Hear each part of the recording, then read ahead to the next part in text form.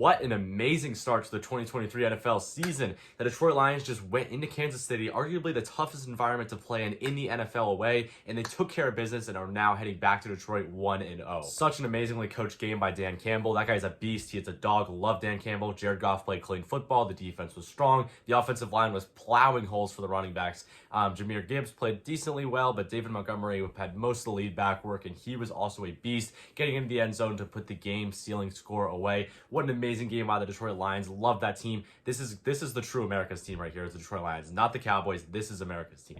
And when watching this game, the entire time, I was thinking about how well Dan Campbell prepared his guys. I mean, they went out there against a superior team for sure, even without those two players. I mean, they won the Super Bowl last year, and they brought back a lot of good players. So there's no reason that a team like the Detroit Lions that didn't even make the playoffs last year should be able to go into Arrowhead and beat a team that is on paper significantly better. I mean, this entire week, everybody's saying Kansas City's a lock. Kansas City's going to win this game. But no, Detroit went in there, and they shocked everybody by outperforming them massively, winning the game. I mean, yeah, it was a close game, but amazing performance by Detroit. Detroit is everything they lived up to the hype. Like, they're gonna live up to the hype. They're gonna win the NFC North. This is a very special team. But before we get too carried away with that, I do need to address the Chiefs situation, because obviously they didn't have Chris Jones because of the holdout, and they didn't have Travis Kelce because of his injury. And you have to be frustrated if you're Patrick Mahomes, because those receivers were not catching anything. I actually started Kadarius Toney in fantasy because I thought he'd get a lot more targets, obviously with Travis Kelce being out, but he actually became a bug. He dropped, I think, 3 out of 4 of his targets. Pretty bad performance from him because they were just flat out drops. It wasn't even defense. And then also Sky Moore was playing pretty poorly. Mahomes was putting those balls right on the money, exactly where they had to be. He's getting out of the pocket, making great decisions, but unfortunately his team just wasn't coming up with the football. And that's what's got to be so frustrating for him, is because he was the best player on that field for either team. He played extremely well. Especially even that pick 6, he put that ball exactly where it had to be, got tipped up in the air, taken to the house by the rookie.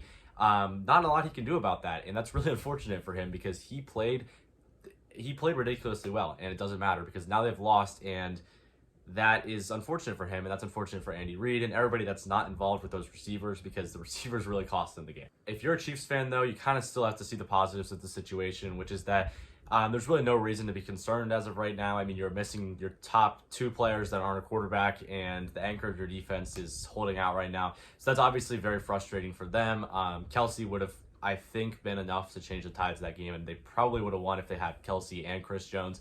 So the fact they didn't have him, I mean, it's nothing to be concerned about going forward, because they'll get Kelce back next week. It's just really unfortunate because this week it did cost them, because Kelce is the most sure-handed player on that team, and that was the reason they lost this game. I mean, and if you look in the last drive, Mahomes was putting those balls right on the money, and they just were dropping them. I think Kadarius Toney had a drop, Sky Moore had 2 drops, Justin Watson wasn't catching the ball today. It was just a tough scene for the receivers. Not to mention Pacheco was also super quiet. He didn't do too much. I think he had like 40 yards or something, and didn't really do anything in the passing game either. So that's obviously super frustrating, because they weren't able to move the ball as well as they obviously could have if they had a healthy tight end. But yeah, I'll wrap it up there. The Lions are obviously a very special team. There's not going to be too many horror games in this game, so if they can go into Arrowhead and beat the Chiefs on the nation stage, they could certainly win any other game on their schedule. Love to see Dan Campbell and this team succeed. They are the true America's team, going back to Detroit 1-0. Super excited for them. As always, if you're new, be sure to subscribe, and I'll see you guys in the next video.